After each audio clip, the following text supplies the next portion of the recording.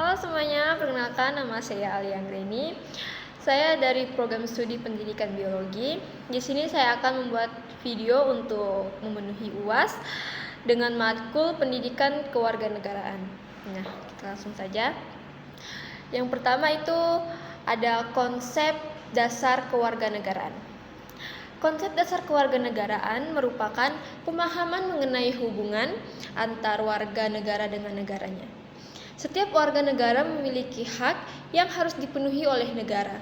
Setiap hak memperoleh pendidikan, perlindungan hukum, dan kebebasan berpendapat. Di sisi lain, warga negara juga memiliki kewajiban seperti menaati peraturan, membayar pajak, serta ikut menjaga persatuan dan keamanan negara. Dengan memahami konsep kewarganegaraan ini, setiap individu diharapkan memiliki rasa cinta tanah air, tanggung jawab, dan kesadaran untuk berpartisipasi dalam kehidupan bermasyarakat. Setelah itu, mengapa sih setiap warga negara harus memahami konsep dasar kewarganegaraan? Nah, kenapa sih harus ya? Karena dengan memahami konsep kewarganegaraan ini, seseorang akan mengetahui hak dan kewajibannya sebagai warga negara. Hal tersebut akan menumbuhkan rasa tanggung jawab, cinta tanah air, serta mendorong partisipasi aktif dalam kehidupan berbangsa dan bernegara. Yang kedua itu ada patologi sosial dan pengaruh globalisasi.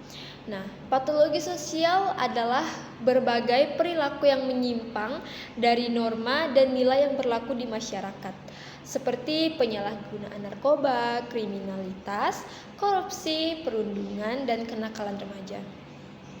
Salah satu faktor yang mempengaruhi munculnya patologi sosial adalah globalisasi. Globalisasi memberikan banyak manfaat, Globalisasi memberikan banyak manfaat seperti kemudahan memperoleh informasi, perkembangan teknologi, dan meningkatnya kerjasama antar negara. Namun, jika tidak disaring dengan baik, globalisasi juga dapat membawa dampak negatif, yaitu seperti lunturnya budaya lokal, meningkatnya gaya hidup konsumtif, serta masuknya budaya asing yang tidak sesuai dengan nilai-nilai bangsa Indonesia. Oleh karena itu, masyarakat perlu memiliki kemampuan menyaring pengaruh globalisasi agar manfaatnya dapat dirasakan tanpa kehilangan jati diri bangsa. Nah, bagaimana sih cara kita untuk mengurangi dampak negatif globalisasi yang dapat menyebabkan patologi sosial ini? Nah, yaitu bisa dengan cara memperkuat pendidikan karakter, menanamkan nilai-nilai Pancasila, meningkatkan pengawasan dari keluarga dan sekolah, serta menggunakan teknologi dan media sosial secara bijak agar pengaruh negatif budaya asing dapat disaring.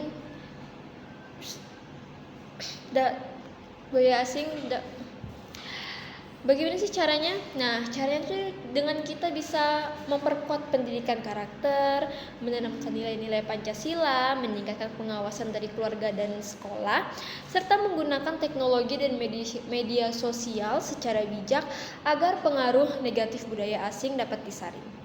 Nah, yang ketiga itu ada wawasan Nusantara. Wawasan Nusantara adalah cara pandang bangsa Indonesia terhadap diri sendiri, lingkungan berdasarkan Pancasila dan Undang-Undang Dasar Negara Republik Indonesia tahun 1945. Wawasan Nusantara menekankan bahwa Indonesia merupakan negara kepulauan yang memiliki keberagaman suku, agama, budaya, bahasa, dan adat istiadat, tetapi tetap bersatu dalam semboyan Bhinneka Tunggal Ika. Nah, melalui wawasan Nusantara ini, seluruh masyarakat diajak untuk menghargai perbedaan, menjaga persatuan, serta mengutamakan kepentingan bangsa di atas kepentingan pribadi maupun golongan demi terciptanya kehidupan yang harmonis. Nah, mengapa wawasan Nusantara penting bagi bangsa Indonesia? Nah, karena Indonesia ini memiliki keberagaman suku, teman-teman, serta agama, budaya, dan bahasa. Wawasan Nusantara menjadi pedoman agar masyarakat tetap menjaga persatuan, menghargai perbedaan, mengutamakan kepentingan bangsa di atas kepentingan pribadi atau golongan. Selanjutnya itu yang keempat, yaitu ketahanan nasional. Ketahanan nasional dia adalah kondisi dinamis suatu bangsa yang menunjukkan kemampuan dalam menghadapi berbagai ancaman, tantangan, hambatan, dan gangguan yang dapat membahayakan kehidupan berbangsa dan bernegara. Ketahanan sosial tidak hanya berkaitan dengan pertahanan militer, tetapi juga mencakup aspek ideologi, politik, ekonomi, sosial, budaya, serta pertahanan dan keamanan. Ketahanan sosial sangat kuat akan membuat Indonesia mampu mempertahankan kedaulatan, menjaga stabilitas negara, dan mewujudkan kesejahteraan masyarakat. Oleh karena itu, seluruh warga negara memiliki peran penting dalam menjaga ketahanan nasional melalui sikap disiplin, cinta tanah air, dan kepedulian terhadap lingkungan sekitar. Lalu, apa sih peran generasi muda dalam menjaga ketahanan sosial? Nah, generasi muda itu dapat menjaga ketahanan sosial dengan belajar sungguh-sungguh, menaati hukum, menjaga persatuan, melestarikan budaya, serta menggunakan media sosial secara bijak dan ikut serta dalam kegiatan yang bermanfaat bagi masyarakat. Dan yang kelima yaitu ada identitas nasional negara dan kewarganegaraan. Identitas nasional merupakan ciri khas yang dimiliki suatu bangsa sehingga membedakannya dengan bangsa lain. Identitas nasional ini tercermin dalam Pancasila sebagai dasar negara, Undang-Undang Dasar Negara Republik Indonesia tahun 1945.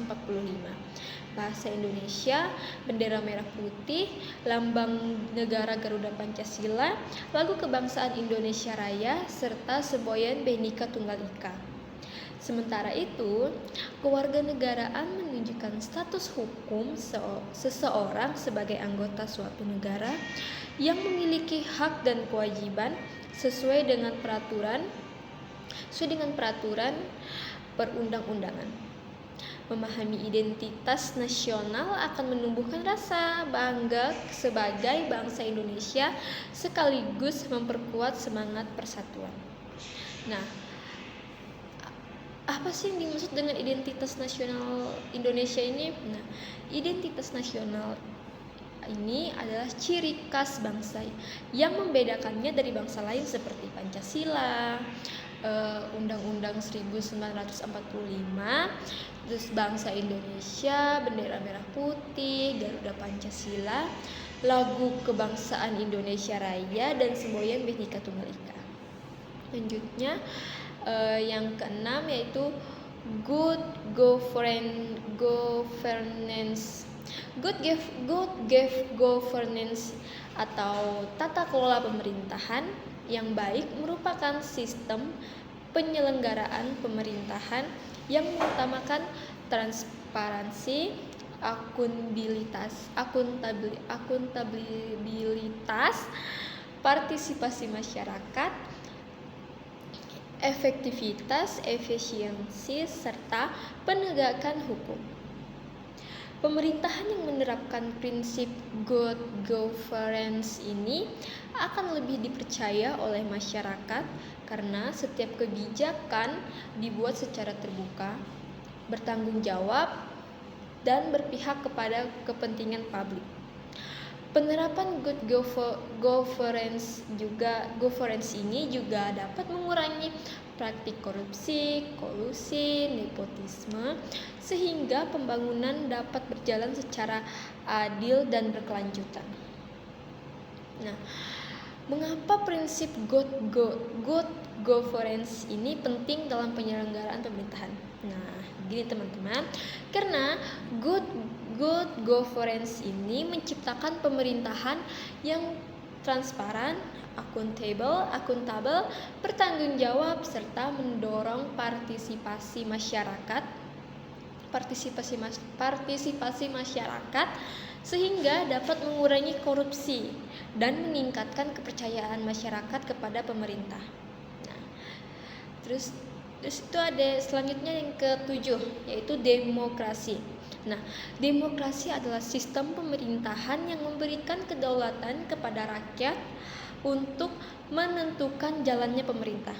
Nah, di Indonesia ini demokrasi dilaksanakan berdasarkan Pancasila yang menjunjung tinggi nilai musyawarah, keadilan, dan penghormatan terhadap hak asasi manusia. Dalam sistem demokrasi, masyarakat memiliki hak untuk memilih pemimpin melalui pemilihan umum, menyampaikan pendapat secara bebas dan bertanggung jawab, serta ikut berpartisipasi dalam pembangunan bangsa. Dengan demokrasi ini, diharapkan tercipta pemerintahan yang lebih adil, terbuka, dan mampu mewakili kepentingan seluruh masyarakat. Nah, apa sih manfaat demokrasi bagi masyarakat Indonesia? Nah, demokrasi ini memberikan kesempatan kepada masyarakat untuk memilih pemimpin, menyampaikan pendapat, ikut dalam pengambilan keputusan, serta memastikan bahwa pemerintahan berjalan sesuai dengan aspirasi rakyat. Selanjutnya itu yang terakhir yaitu HAM dan Rule of Law.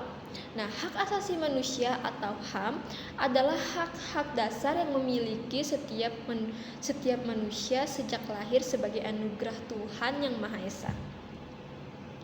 Nah, hak tersebut meliputi hak hidup, hak memperoleh pendidikan, hak beragama, hak menyampaikan pendapat, serta hak mendapatkan perlakuan yang sama di hadapan hukum. Nah, agar HAM dapat terlindung dengan baik, diperlukan penerapan rule of law atau supremasi hukum, yaitu prinsip bahwa semua orang termasuk pemerintah harus tunduk pada hukum yang berlaku. Dengan adanya penegakan hukum yang adil, hak-hak setiap warga negara dapat terlindungi, keadilan dapat ditegakkan, dan kehidupan bermasyarakat menjadi lebih tertib, aman, dan demokratis. Nah, mengapa sih HAM harus disertai dengan penerapan rule of law?